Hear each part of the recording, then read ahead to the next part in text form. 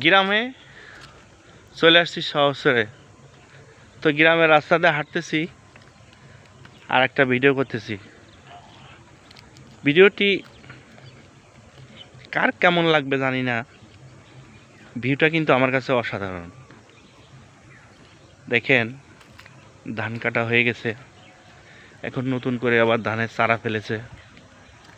এখানে ধান লাগাবে, আবার শীত চলে যাওয়ার পরে যখন চৈত্র মাস আসবে তখন কিন্তু এই ধানটা কাটবে।